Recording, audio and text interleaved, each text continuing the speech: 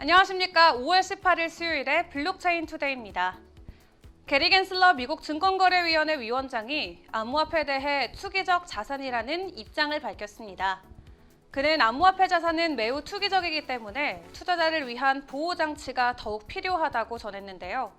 또한 투자자에게 제공되는 정보는 완전하지도 공정하지도 않다며 암호화폐는 증권으로 규제되어야 한다고 강조했습니다.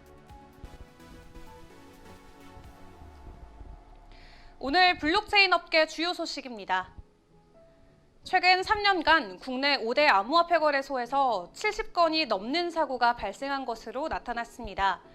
윤창현 국민의힘 의원실이 국내 암호화폐 거래소들로부터 받은 자료에 따르면 2019년부터 지난 3월 말까지 이들 거래소에서는 접속장애, 매매 지연, 시세 오류 등의 사고가 발생한 건수가 모두 54건이었다고 밝혀졌는데요. 이 밖에도 각 거래소 홈페이지에 공지된 각종 서비스 장애 공지까지 합하면 사고 건수는 모두 71건에 달했습니다. 거래소별로 살펴보자면 국내 거래 규모가 가장 큰 업비트가 23건, 빗썸이 21건이었고요. 고팍스가 17건, 코인원이 6건, 코빗이 4건 순이었습니다. 하지만 실제 이용자가 경험한 서비스 결함은 이보다 훨씬 많을 것으로 추정되고 있습니다. 장이 24시간 열리고 시세가 초단위로 바뀌는 암호화폐 시장의 특성상 이런 사고는 투자자에게 치명적이지만 제대로 된 보상은 아직까지는 미미한데요. 이에 대해 윤창현 의원은 각 거래소는 장의 지속시간과 발행 유행별로 세분화된 소비자 보상 기준을 마련해야 한다고 강조했습니다. 금융당국이 루나 사태와 관련해 국내 암호화폐 거래소들에 대한 긴급 점검에 나섰습니다. 금융당국이 이번 사태를 야기한 테라폼레스를 조사 또 감독할 법적 권한은 없지만 투자자 피해를 최소화하기 위해 국내 투자자 현황과 국내 거래소들의 조치에 대한 파악에 나선 건데요. 금융위원회와 금융감독원은 최근 국내 암호화폐 거래소들의 루나와 관련한 거래량과 종가, 루나와 테라를 보유한 투자자의 수, 금액별 인원수, 100만 원 이상 고액 투자자 수에 대한 현황 파악을 요청했습니다. 또한 루나 사태에 대한 거래소들의 대응책과 조치, 또 거래소들이 판단하는 하락 원인에 대한 자료도 요청했는데요. 최근 거래소들이 투자자 보호보다는 단타와 투기 목적의 투자자들이 시장에 뛰어드는 것을 방치했다는 지적이 계속되자 금융당국은 루나 사태와 관련해 국내 거래소들이 적절한 대응과 조치를 했는지에 대해서도 살펴볼 계획입니다. SK텔레콤이 블록체인 기반 DID 서비스 이니셜앱에 고려대학교 의료원의 모바일 진료카드 서비스를 추가했다고 밝혔습니다. 이번 업데이트로 이니셜앱에 모바일 진료카드 서비스가 포함됨에 따라 병원을 방문한 환자들은 본인 확인, 진료 접수, 대기표 발행, 무인 수납 등 기존에는 종이증명서나 별도 병원 앱을 통해 진행해야 했던 병원 업무를 이니셜 앱을 통해서 간편하게 할 수 있게 됐는데요. 이번 서비스는 고려대학교 안암병원에서 우선적으로 이용할 수 있으며 향후 서비스를 확대할 예정이라고 합니다.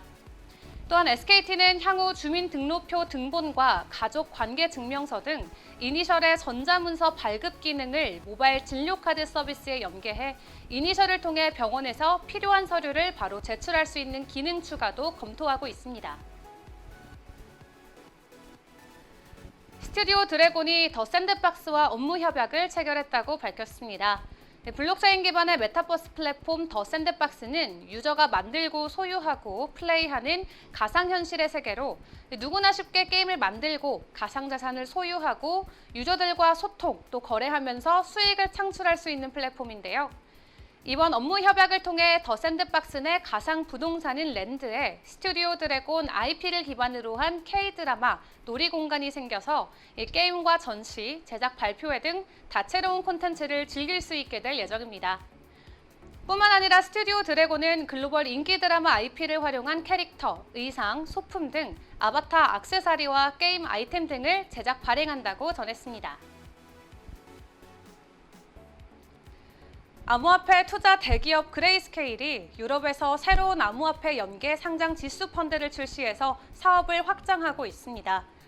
암호화폐 전문 매체 코인텔레그래프는 미국 최대 암호화폐 자산운용사인 그레이스케일이 런던, 이탈리아, 독일 증권거래소에 유럽 최초의 ETF를 상장될 예정이라고 보도했는데요.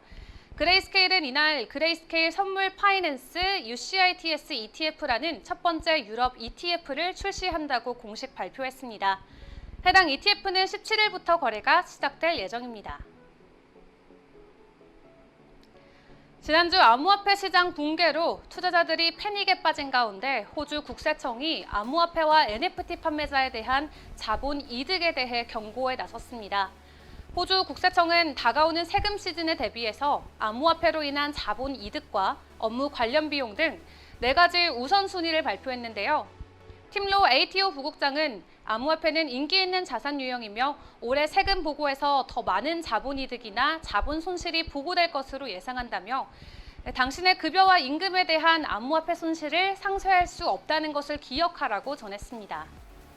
또한 로 부국장은 데이터 수집 프로세스를 통해 많은 호주인이 디지털 코인과 자산을 구매하고 또 판매하며 교환하고 있다는 것을 알고 있으므로 사람들이 이것이 납세 의무에 대해 의미하는 바를 이해하는 것이 중요하다고 다시 한번 강조했습니다. 지난주 유입된 암호화폐 현물과 디지털 자산 투자 상품 시장 내 자금이 연중 최고 수준으로 나타났습니다. 이는 투자자들이 최근 루나와 테라 사태로 발생한 암호화폐 시장 내 매도 현상을 매수 기회로 봤다는 강력한 신호인데요. 관련된 자세한 차트 분석과 소통의 시간은 정오에 반영되는 블록체인 투데이 플러스에서 살펴보도록 하겠습니다. 정오에 뵐게요. 안녕!